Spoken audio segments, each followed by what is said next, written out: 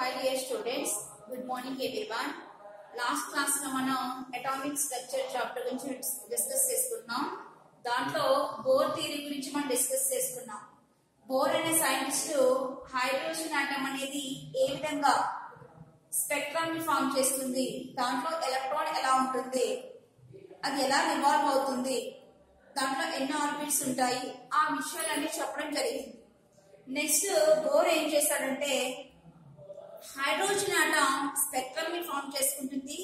ఆ స్పెక్ట్రమ్ లో కొన్ని లైన్స్ అనేవి ఫామ్ అయినాయి. ఆ లైన్స్ గురించి ఎక్స్ప్లెయిన్ చేయడం అనేది జరిగింది అనమాట.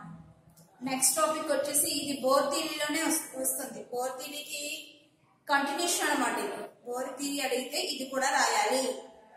Okay, next explanation of spectral lines in hydrogen atomic spectra. Hydrogen atomic spectrum లో స్పెక్ట్రల్ లైన్స్ గురించి బోర్ ఎక్స్ప్లెయిన్ చేశారు. ఆ స్పెక్ట్రల్ లైన్స్ ఎన్ని ఉన్నాయి, అవి అసలు ఎలా ఫామ్ అయింది, అవి ఏంటి అనే విషయం అనేది చెప్పడం జరిగింది.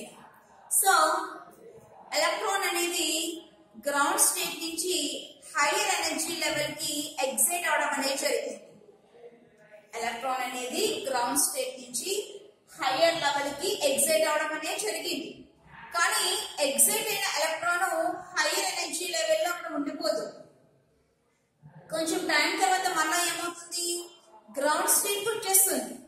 అలా గ్రౌండ్ స్టేట్ కి వచ్చినప్పుడు మనకి స్పెక్ట్రమ్ అనేది ఫామ్ అవడం జరిగింది. ఆ స్పెక్ట్రమ్ లో కొన్ని సిరీస్ అనేవి ఫామ్ అయిపోయాయి. ఆ సిరీస్ ఎలా ఫామ్ అయినాయో అనే విషయం మనం అబ్జర్వ్ చేద్దాం.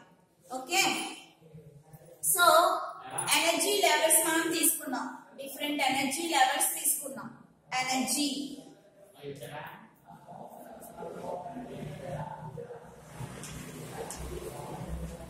ఇది ఎనర్జీ తీసుకున్నాం. డిఫరెంట్ ఎనర్జీ లెవెల్స్ అనేవి ఉంటాయన్నమాట. సో ఇది ఫస్ట్ ఎనర్జీ లెవెల్. ఇది first energy level n is equal to 1. ఇది second energy level n is equal to 2. Third energy level n is equal to 3. Fourth energy level n is equal to 4. Fifth energy level n is equal to 5. Sixth energy level n is equal to 6. Seventh energy level n is equal to 7. ఇలా మనకి different energy levels మనం mention చేసాం.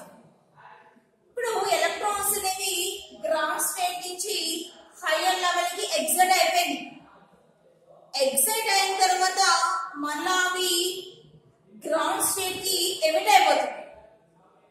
అలా emit అయినప్పుడు మనకి different series అనేవి form అవడం అనేది జరిగింది అనమాట. ఆ డిఫరెంట్ సిరీస్ ఎలా ఫామ్ అయినాయి అబ్జర్వ్ చేయండి. Any higher level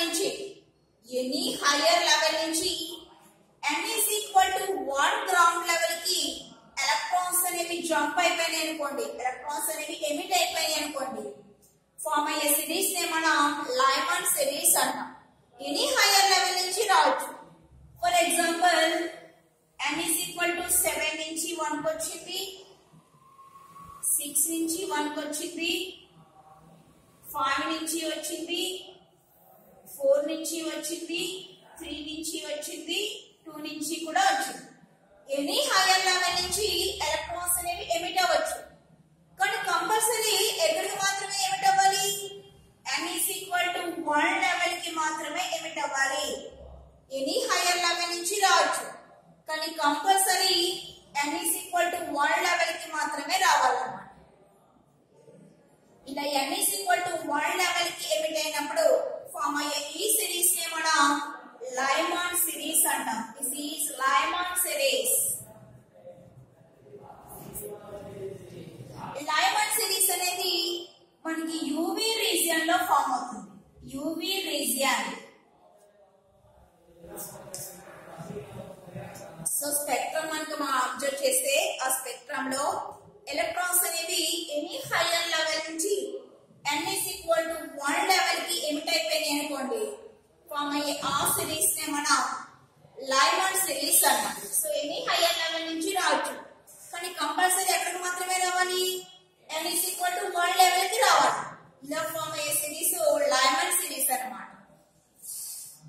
next any higher level నుంచి ఎలక్ట్రాన్స్ రావచ్చు. So n is equal to 7 నుంచి వచ్చాయి, 6 నుంచి వచ్చాయి, 5 నుంచి వచ్చాయి, 4 నుంచి వచ్చాయి, 3 నుంచి కూడా వచ్చాయి. ఎనీ హైయర్ లెవెల్ నుంచి ఎలక్ట్రాన్స్ ఎమిట్ అవ్వచ్చు, కానీ కంపల్సరీ ఎక్కడికి మాత్రమే ఎమిట్ అవ్వాలి, n is equal to 2 level కి ఎమిట్ అవ్వాలి. n is equal to 2 second energy level కి ఎమిట్ అవ్వాలి. ఇలా ఎమిట్ అయినప్పుడు ఫామ్ అయ్యే ఈ సిరీస్ నే మనం బామర్ సిరీస్ అంటాం. దీన్ని బామర్ సిరీస్ అంటాం. So this is Balmer series. ఎప్పుడు ఫామ్ అవుతుంది, ఎలక్ట్రాన్స్ అనేవి ఎనీ హైయర్ లెవెల్ నుంచి రావచ్చు, కానీ కంపల్సరీ ఏ లెవెల్ కి మాత్రమే రావాలి, n is equal to 2 level కి మాత్రమే ఎమిట్ అవ్వాలి. ఇలా ఎమిట్ అయితే ఫామ్ అయ్యే సిరీస్ నే మనం ఏమన్నా బామర్ సిరీస్ అన్నాం. ఓకేనా, ఎనీ హైయర్ లెవెల్ నుంచి ఎలక్ట్రాన్స్ ఎమిట్ అవ్వచ్చు, కానీ ఎక్కడ మాత్రమే ఎమిట్ అవ్వాలి, n is equal to 2 కి మాత్రమే రావాలి. So next electrons any higher level నుంచి రావచ్చు, కానీ compulsory n is equal to 3 కి మాత్రమే రావాలి. ఎనీ హైయర్ లెవెల్ నుంచి రావచ్చు, కానీ electrons n is equal to 3 కి మాత్రమే రావాలి. సో 7 నుంచి రావచ్చు, 6 నుంచి రావచ్చు, 5 నుంచి రావచ్చు, 4 నుంచి కూడా రావచ్చు. ఎనీ హైయర్ లెవెల్ నుంచి ఎలక్ట్రాన్స్ రావచ్చు, కానీ compulsory n is equal to 3 కి మాత్రమే రావాలి. ఇలా ఎమిట్ అవడం వల్ల ఫామ్ అయ్యే సిరీస్ నే మనం ప్యాషన్ సిరీస్ అంటాం.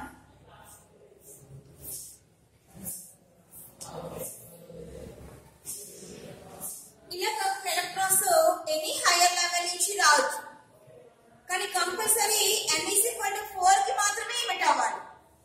సో 7 నుంచి రావచ్చు, 6 నుంచి రావచ్చు, 5 నుంచి కూడా రావచ్చు, కానీ ఎక్కడికి మాత్రమే ఎమిట్ అవ్వాలి, n is equal to 4 energy level కి మాత్రమే ఎమిట్ అవ్వాలి.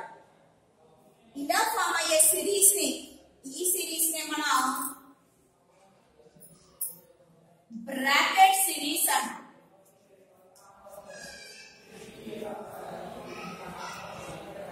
So electrons any higher level నుంచి రావచ్చు, కానీ compulsory n is equal to 5 కి మాత్రమే ఎమిట్ అవ్వాలి.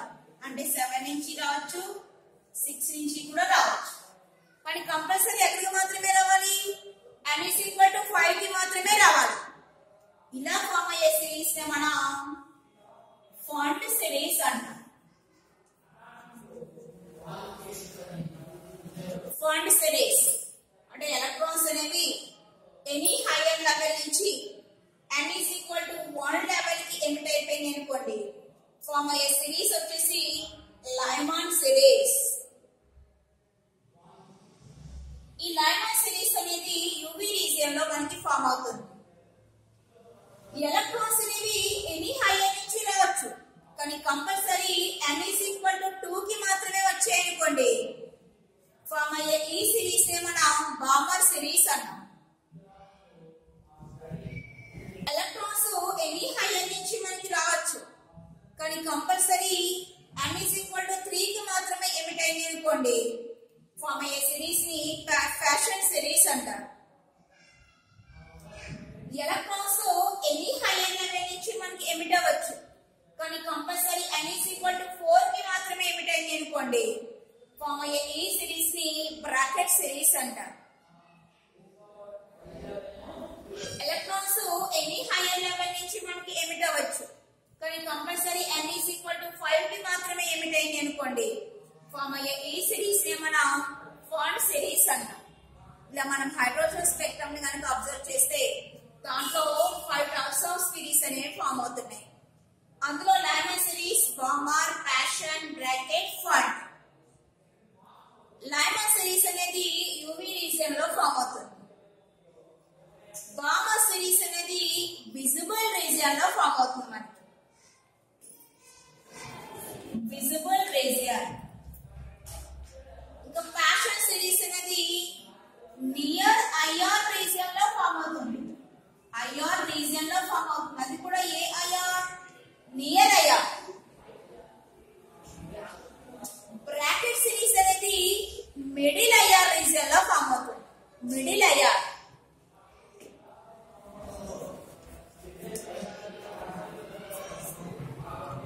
ఫాంట్ సిరీస్ అనేది ఫార్ ఐఆర్ రీజియన్ లో ఫామ్ అవుతుంది. అంటే ఐఆర్ కి దూరంగా ఫామ్ అవుతుంది అన్నమాట.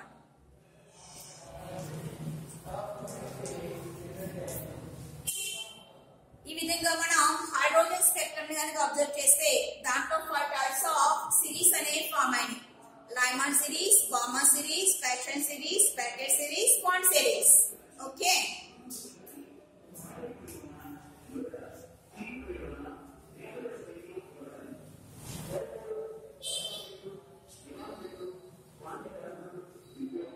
సిరీస్ ఎన్ని సిరీస్ ఫామ్ అయినాయమ్మా? 5 types of series. That is లైమాన్,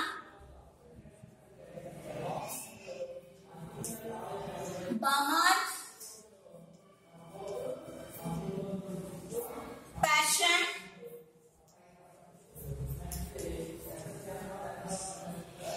లైమాన్, Balmer, Paschen, bracket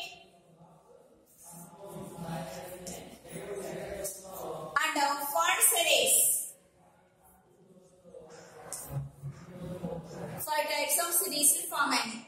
ఈ సిరీస్ కి n1 వాల్యూ ఏంటో n2 వాల్యూ యాక్చువల్లీ స్టార్ట్ అవుతాయి మనం అబ్జర్వ్ చేద్దాం. ఈ 5 టైప్స్ ఆఫ్ సిరీస్ కి n1 వాల్యూస్ ఏంటి, n2 వాల్యూస్ ఎక్కడి నుంచి స్టార్ట్ అవుతాయి అనే విషయం అబ్జర్వ్ చేద్దాం. సో లైమన్ సిరీస్ కి n1 value and n2 values. Lyman series ki n1 అనేది 1, n2 అనేది 2 నుంచి స్టార్ట్ అవుతాయి. So 2, 3, 4, 5 and so on. అంటే దాని మీనింగ్ కంపల్సరీ 1k రావాలి. ఎలక్ట్రాన్స్ ఎమిట్ అవడం అనేది 1k జరగాలి. కానీ ఎక్కడి నుంచి రావచ్చు? 2 నుంచి రావచ్చు, 3 నుంచి రావచ్చు, 4 నుంచి రావచ్చు, 5 నుంచి రావచ్చు. ఇన్ని హైయర్ లెవెల్ నుంచి రావచ్చు. కానీ కంపల్సరీ ఎక్కడికి రావాలి? n = 1 కి మాత్రమే రావాలి. సో అందుకే దానికి n1 వాల్యూ ఏమో 1, n2 ఏమో 2, 3, 4 and so on.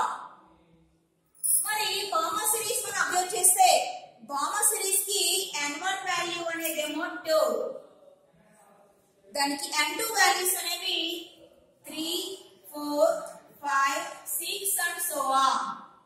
Any higher level నుంచి ఎలక్ట్రాన్స్ అనేవి ఎమిట్ అవ్వచ్చు.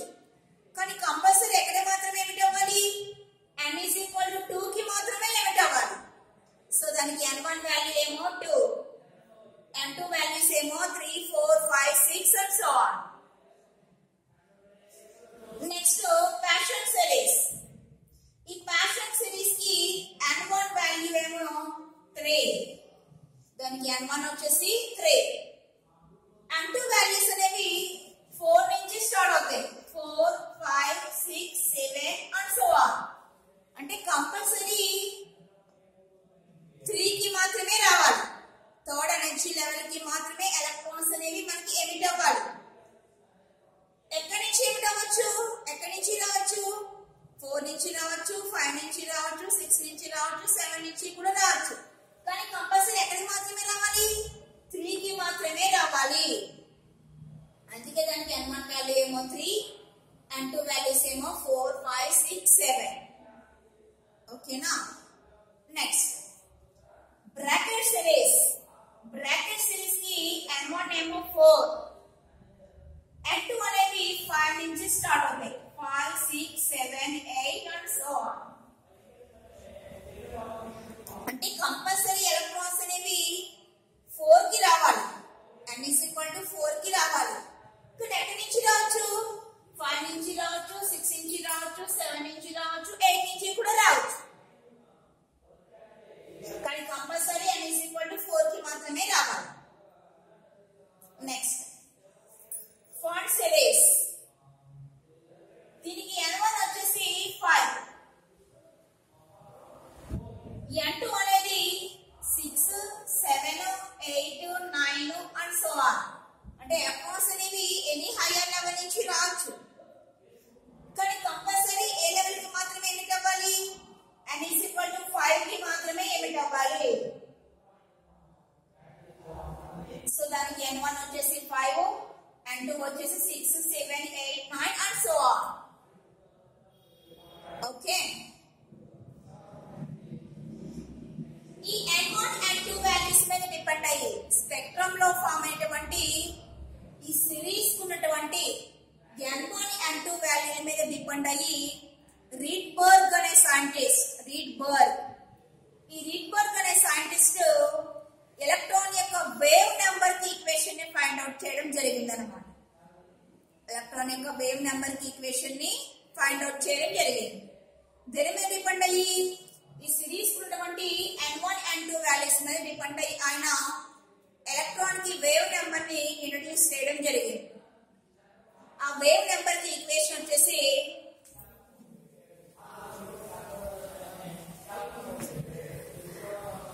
రీడ్బర్గ్ ఇంట్రడ్యూస్ చేసినటువంటి వేవ్ నెంబర్ కి equation, wave number nu bar అంటే వేవ్ నెంబర్, అది 1/λ కి ఈక్వల్ అవుతుంది.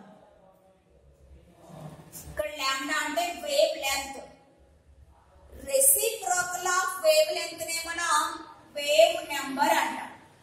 Reciprocal of wavelength, so that is wave number. ఈ వేవ్ నెంబర్ కి రీడ్బర్గ్ అనే సైంటిస్ట్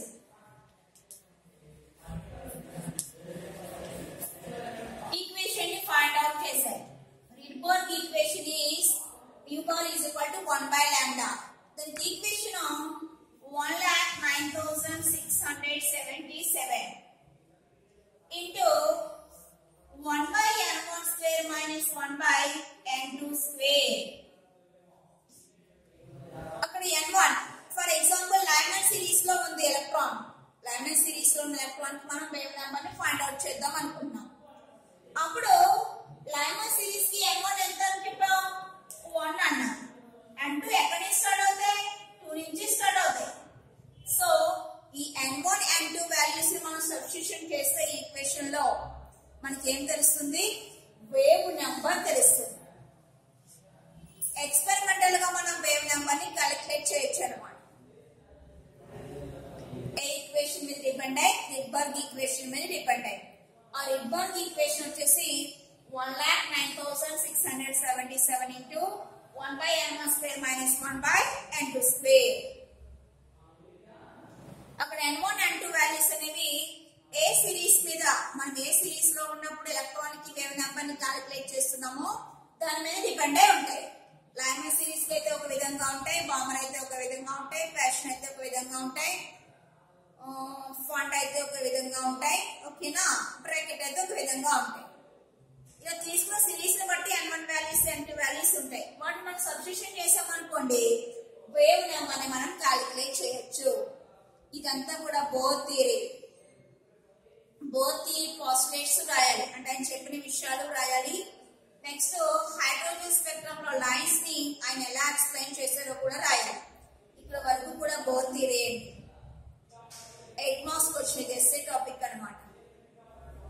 నెక్స్ట్ ఈయన ప్రపోజ్ చేసినటువంటి థియరీలో మెరిట్స్ ఏంటి, డిమెరిట్స్ ఏంటి, అంటే ఆయన చెప్పినటువంటి థియరీకి మెరిట్స్, డిమెరిట్స్ ఆ విషయాలు అబ్జర్వ్ చేద్దాం.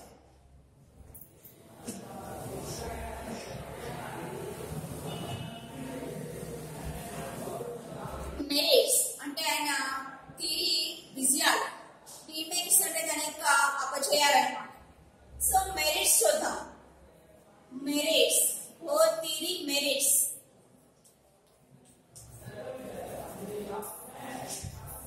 బోర్ ఏం చేశాడంటే ఓన్లీ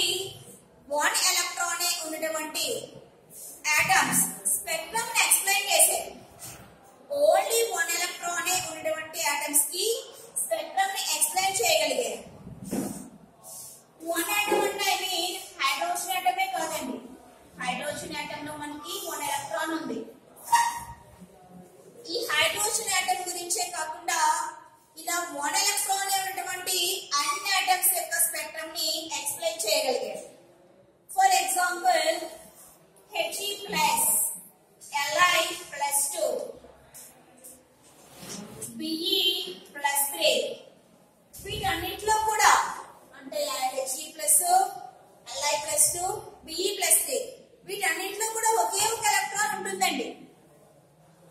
ఇలాంటి 1 ఎలక్ట్రాన్స్ ఉన్నటువంటి అన్ని ఆటమ్ స్పెక్ట్రమ్స్ ని బోర్ ఎక్స్ప్లెయిన్ చేసేసాడు. నెక్స్ట్ మెరిట్ వచ్చేసి ఇంపార్టెంట్ మెరిట్ ఇప్పుడే మనం చెప్పాం. రిడ్బర్గ్ ఈక్వేషన్ నుంచి వేవ్ నెంబర్ ని క్యాలిక్యులేట్ చేస్తున్నాం. అది ప్రాక్టికల్ గా చేస్తాం, మనం ఎక్స్పెరిమెంటల్ గా వేవ్ నెంబర్స్ ని క్యాలిక్యులేట్ చేసాం. క్యాలిక్యులేట్ చేసినటువంటి experimental wave numbers theoretical wave numbers కి సిమిలర్ గా ఉన్నాయి, అంటే అప్రాక్సిమేట్ గా రెండు ఈక్వల్ అయిపోతున్నాయి అన్నమాట. అవి మెరిట్స్. ఎక్స్పెరిమెంటల్ గా క్యాలిక్యులేట్ చేసినటువంటి వేవ్ నెంబర్స్ అనేవి థియరిటికల్ వేవ్ నెంబర్స్ కి ఈక్వల్ అయిపోతున్నాయి. ఇవి merits of both theory. Next demerits observe చేద్దాం. డిమెరిట్స్